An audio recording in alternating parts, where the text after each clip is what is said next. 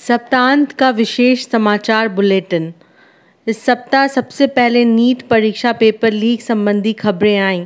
इस paper leak की जिम्मेदारी से केंद्रीय शिक्षा विभाग बचने की कोशिश करती रही। बाद में सुप्रीम कोर्ट ने मामला हाथ में लिया। शासक दल कोशिश कर रहा है कि पेपर लीक का मसला दूसरे के सर पर जड़ दिया जाए। नीट पेपर लीक मामले में बिहार के पूर्व डिप्टी सीएम तेजस्वी यादव ने केंद्र की नरेंद्र मोदी सरकार पर निशाना साधा है।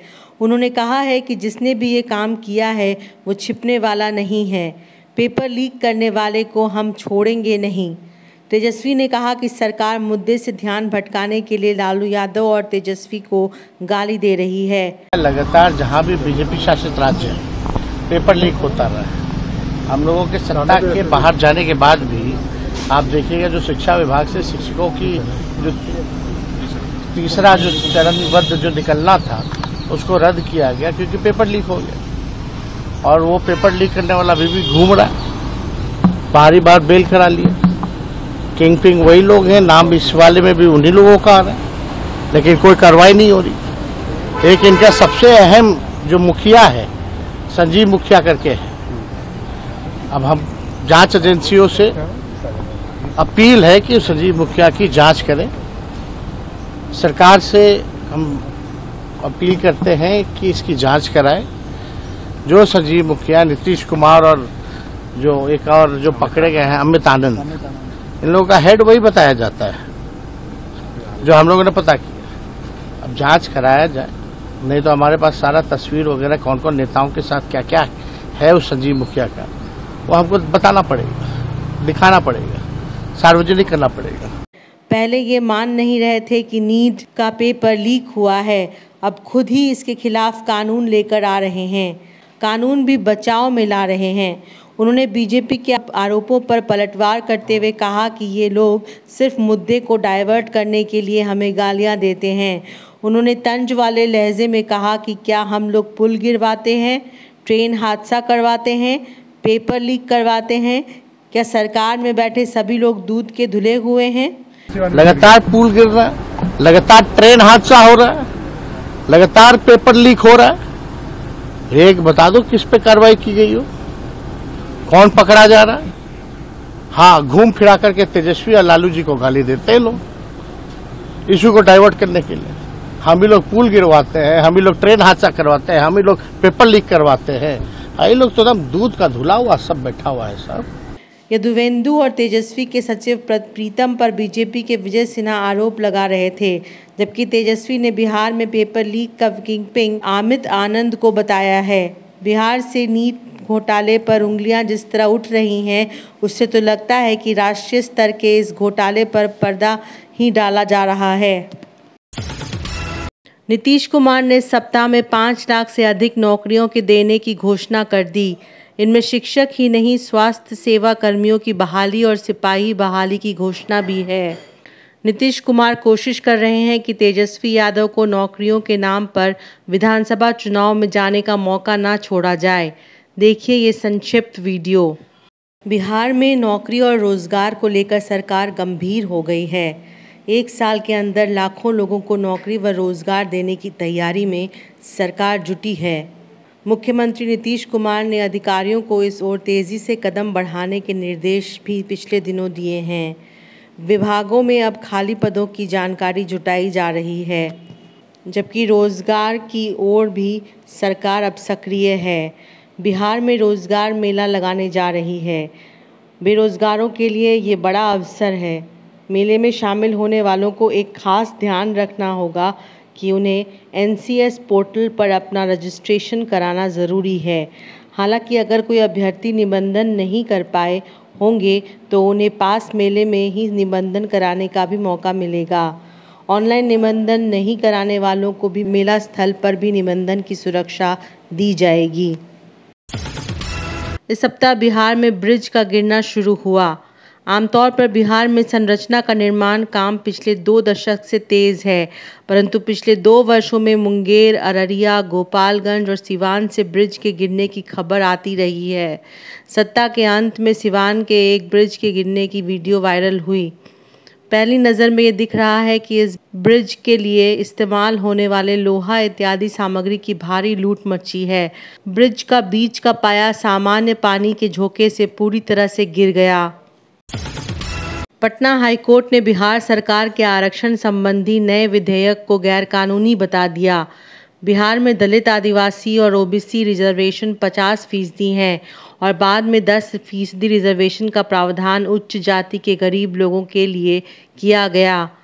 जाति जनगणना के बाद मध्य जातियों और अत्यंत पिछड़ी जातियों के लिए आरक्षण प्रावधान बढ़कर 75% आरक्षण देने के लिए बिहार सरकार ने कानून बनाया हुआ था, परंतु पटना हाईकोर्ट ने आरक्षण विधेयक को कानून की मूल भावना का विरोधी बताते हुए रोक दिया है। पूरे सप्ताह बिहार के आरक्षण प्रावधान पर चर्चा चलती रही।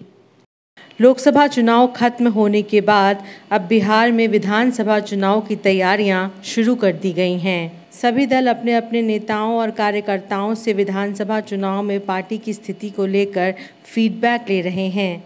इसी बीच आरजेडी नेता तेजस्वी यादव ने ऐलान कर दिया है कि विधानसभा चुनाव से पहले वह एक बार फिर जनता के बीच जाएंगे। उन्होंने कहा कि इन लोगों ने तो बिहार में आरक्षण को ख़त्म कर दिया, अब जब नई बहाली निकल रही है उसमें तो बिहार के लोगों को आरक्षण का लाभ नहीं मिलने वाला है। सत्ता में बैठे लोग मज़े ले रहे हैं, लेकिन हम लोग इसके खिलाफ सड़क पर आएंगे और जनता की आवाज़ उठाएंगे। फिर 15 अगस्त के बाद लगातार जनता के बीच ही हम मिलेंगे आप लोगों को। ये हम लोगों का पूरा हम लोग एकदम निष्ठा से उनके बीच रह करके उनकी आवाज़ को उठाएंगे। और जो अभी बहाली निकलने वाली है, आरक्षण खत्म हो गया भाजपा ही, अब बहाली अगर निकलेगी तो आरक्षण का लाभ तो मिलेगा नहीं लोगों को। जो नई नियुक्ति होगी, जो बहाली अगर निकाली जा रही है तो इसमें भी आरक्षण का लाभ तो उन लोगों को नहीं मिलेगा। पिछले सप्ताह ही नालंदा विश्वविद्यालय का समारोह आकर्षण का विषय बना रहा। प्रधानमंत्री नरेंद्र मोदी नालंदा आए और यह भी जाहिर किया गया कि नालंदा में 17 देश के विद्यार्थी पढ़ रहे हैं, जिनमें चीन के विद्यार्थी भी शामिल हैं। सप्ताह अंत में ये खबर आई है कि नई बनी तेलुगु देशम पार्टी की सरकार ने वाईएसआर कांग्रेस पार्टी के बन रहे मुख्यालय को बुलडोजर से गिरा दिया गया। आरोप लगा है कि बीजेपी टीडीपी सरकार ने तानाशाही रवैये के साथ शुरुआत किया है। इस शुरुआत को रचनात्मक की जगह विध्वंसात्मक शुरुआत कहा जा रहा है। युवजन श्रमिक रायथू कांग्रेस पार्टी यानी वाईएसआरसीपी के बनकर लगभग तैयार हो चुके केंद्रीय कार्यालय को जेसीबी मशीन से शनिवार की सुबह सरकार ने पूरी तरह ढा दिया। राजधानी क्षेत्रीय विकास प्राधिकरण इस भवन को ढहाने वाली थी, तभी शुक्रवार को बचाव के लिए वाईएसआरसीपी ने हाईकोर्ट में याचिका दायर की थी। जगन मोहन रेड्डी ने कहा है कि उनकी पार्टी पर बुलडोजर चलाकर टीडीपी बीजेपी सरकार ने आगे के अपने तानाशाही रवैये को ही जाहिर किया है। आगे देखिए वीडियो, किस तरह एक पहाड़ी टीले के चारों ओर लगभग ये कैंपस तैयार होकर पूरा हो ही रहा था।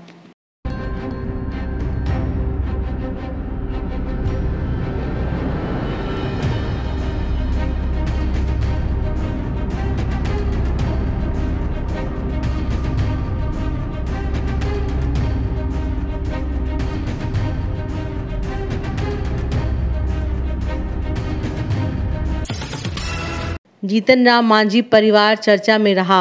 खबर आई कि जीतन राम मांझी इमामगंज क्षेत्र छोड़ेंगे। यहां से वे विधानसभा में प्रतिनिधित्व कर रहे थे। खबर ये है कि जीतन राम मांझी का परिवार मांझी के इमामगंज सीट को फैमिली सीट के रूप में ले रहा है। संक्षेप में देखिए वीडियो, जो ये बताने के लिए है कि जीतन राम मांझी के पुत्र तो विधायक और मंत्री हैं ही, उनकी पत्नी मांझी की पुत्रवधू इमामगंज सीट से चुनाव लड़ने का दावा कर रही हैं। इसके साथ साथ मांझी के दूसरे पुत्र और एक दामाद भी इस सीट पर दावा कर रहे हैं। अगले वीक सकारात्मक खबरों का इंतजार करते हैं।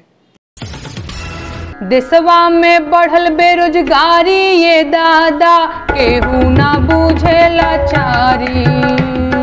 देशवा में बढ़ल बेरोजगारी, ये दादा केहू ना बूझे लाचारी। नवा नवहन के टेंशन में निंदिया उड़ल बा हो चैना उड़ल बा। नवहन के टेंशन में निंदिया उड़ल